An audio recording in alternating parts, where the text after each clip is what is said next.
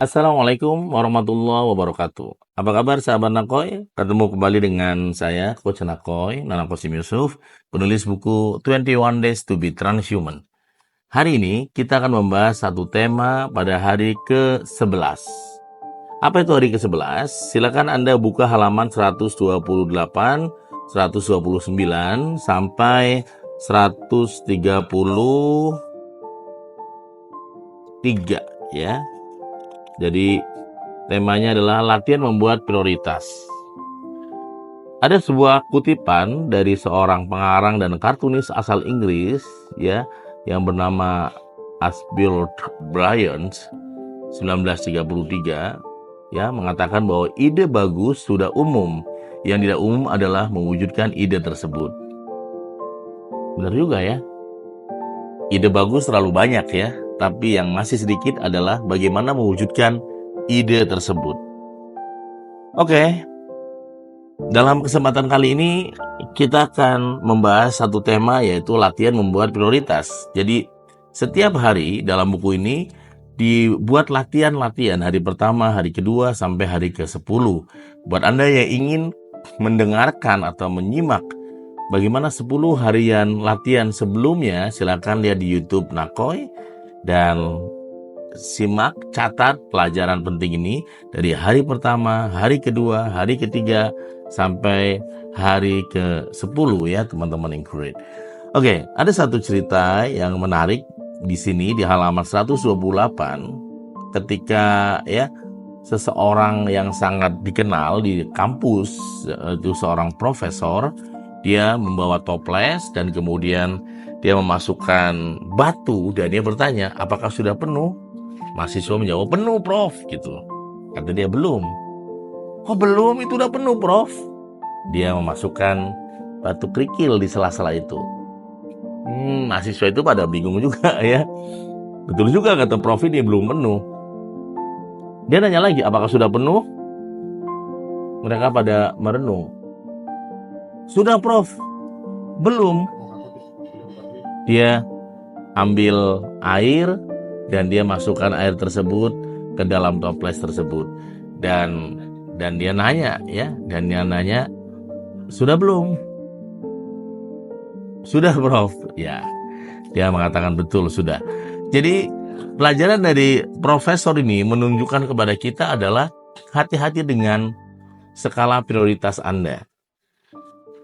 Bayangkan bahwa toples itu adalah hidup kita, value hidup kita, yang kalau kita kemudian salah memasukkan, maka yang terjadi adalah hasilnya bisa bahaya ya.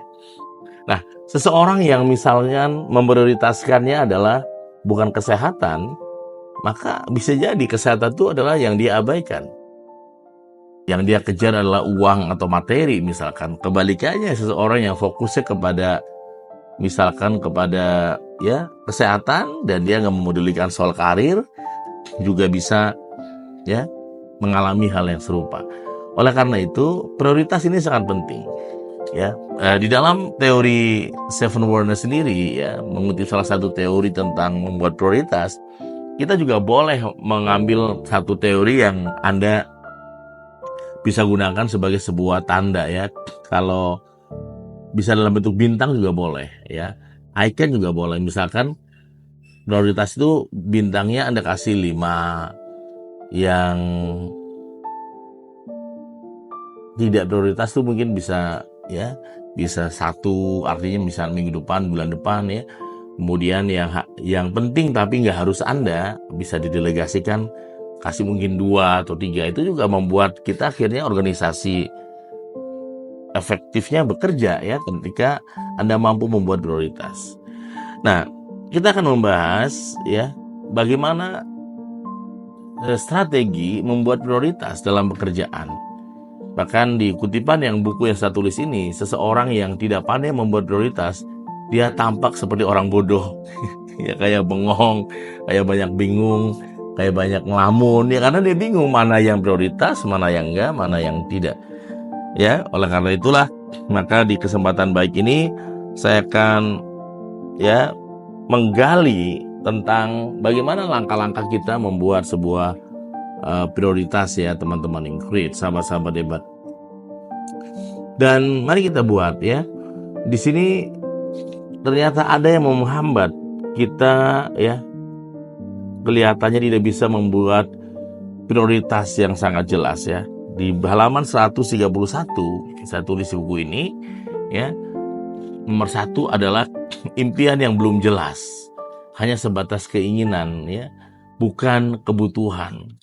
Jadi ketika keinginan itu menumpuk dan bukan menjadi kebutuhan, seringkali kita akhirnya mengabaikan. Maka coba di screen ulang atau juga scanning ulang, apakah yang sedang Anda kerjakan ini adalah kebutuhan atau keinginan? Kalau sebuah kebutuhan yang mendesak, maka itu adalah prioritas. Nah, sementara misalkan ada orang yang ya, misalnya ada orang yang masih sulit membedakan antara kebutuhan dan keinginan. Kebutuhan itu sesuatu yang kalau Anda nggak bisa mendapatkannya, Anda ini bisa betul-betul menangis loh. Dan kalau mendapatkannya pun bisa menangis bahagia. Contoh sederhana, saya sering menyampaikan dalam pelatihan seperti ini. Ketika ada seorang suami istri ke mall dan dia jalan-jalan, tiba-tiba ada undian, siapa yang beli rinso atau sabun tertentu senilai 300.000 dapat nomor undian dan bisa mendapatkan hadiah utama adalah mobil Xenia warna putih. Bayangkan semua orang pengen punya mobil, betul kan? Suami istri ini gak punya mobil di rumah. Dan dia membayangkan betapa senangnya, betapa bahagianya ketika dia akan punya mobil. Ketika diumumkan pemenangnya adalah dia. Dan suami istri ini rela menunggu lama, hampir lebih dari 3 jam. Bahkan lebih, sampai sore hari diumumkanlah pemenang. Disebutkanlah nomor yang disebut pemenang itu. Ternyata nomor itu bukan dia. Bukan pasangan suami istri ini. Pertanyaannya, apakah orang ini marah, kecewa, murka, kemudian bunuh diri atau apa? Enggak kan? Ketika istrinya kecewa, suami masih bisa menghibur. Gak apa-apa lah, belum rezekinya bu. Kayak gitu kan? Nah itu tandanya itu adalah keinginan, kawan. Keinginan tuh ketika seseorang itu gak meraihnya, gak dapat juga gak apa-apa. Nah, berbeda dengan kebutuhan, ketika suami istri ini pulang ke rumah dan dia menemukan anaknya dalam keadaan telanjang dada dan dia anak ini autis. Dia masih bermain dengan anak tidak sebayanya, berperilaku seperti anak kecil. Dan dia menangis karena dia ingin sekali anaknya itu sembuh. Masalahnya, membawa anaknya dalam berobat ini butuh uang dan dia nggak punya uang. Nah, melihat anak yang autis itu yang disebut dengan kebutuhan. Maka kita bisa cek ulang, apakah saat ini yang sedang kita kejar adalah keinginan atau kebutuhan. Kalau Anda itu kebutuhan Anda, maka Anda jadikan itu sebagai prioritas utama Anda, betul kan? Tapi kalau bukan, hati-hati, jangan sampai yang seharusnya bukan menjadi kebutuhan, malah Anda paksa menjadi sebuah kebutuhan, teman-teman hebat. Ini menurut buku 21 Days to be Transhuman di halaman 131, tema tentang prioritas ya, teman-teman. Ada 3 tadi ya.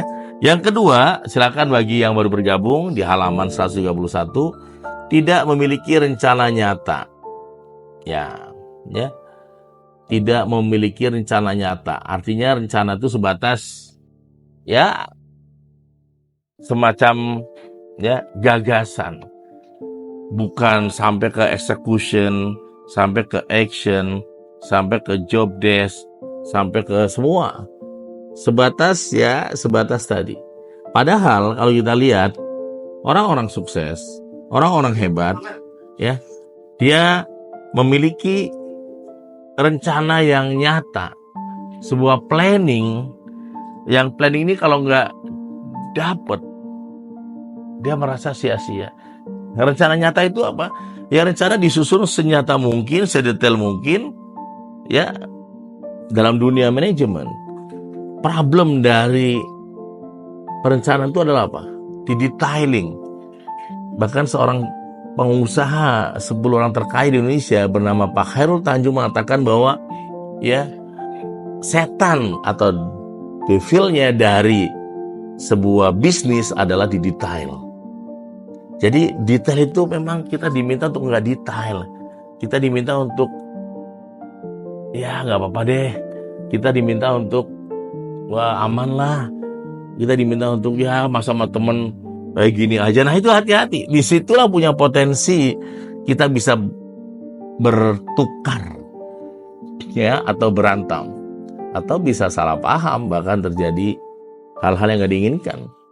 Jadi semakin Anda seorang pakar di bidang manajemen, maka Anda semakin detail. Semakin Anda pakar di bidang bisnis, Anda semakin detail. Semakin Anda nggak detail, ya MOU nanti aja lah, santai aja lah, nggak usah lah MOU-an. Ternyata sama saudara berantem, sama keluarga berantem, yang terjadi apa? Maka bisnis keluarga yang sampai ke liga generasi, itu biasanya ada kesepakatan antara keluarga besar itu. Kalau nggak ada kesepakatan, ya bisa bangkrut dong. Misalkan salah satu dari mereka, salah satu dari anaknya akan ngambil uang, dividen semaunya. Nggak bisa, harus ada kesepakatan. Jadi antar keluarga saja harus ada kesepakatan, apalagi dengan orang lain. Ya, pengalaman saya ya, ketika kita berbuat baik ke orang dan kita nggak ada ya seperti ini detailingnya, bisa jadi kita yang berbuat baik malah salah, berbuat baik malah disalahkan. Jadi jangan remehkan yang namanya detail. Maka rencana yang nyata adalah rencana yang sangat detail. Tidak hanya ya nanti kalau gagal gini aja, gini enggak. Dia punya rencana yang detailing sekali. Ya disitulah perbedaannya antara orang yang memang betul-betul ingin banget dan sebatas ingin. Kalau ingin banget, dia betul-betul ingin sekali, maka dia dibuat detail flow-nya seperti ini. Plan A-nya kayak gini, plan B-nya gini. Tidak kemudian, ya nantilah tergantung nanti. Yang terjadi, seringkali kita bertemu dengan orang-orang yang berantem di ujung pada saat dia meremehkan di awal. Ya. Oke, kemudian yang ketiga, di halaman 131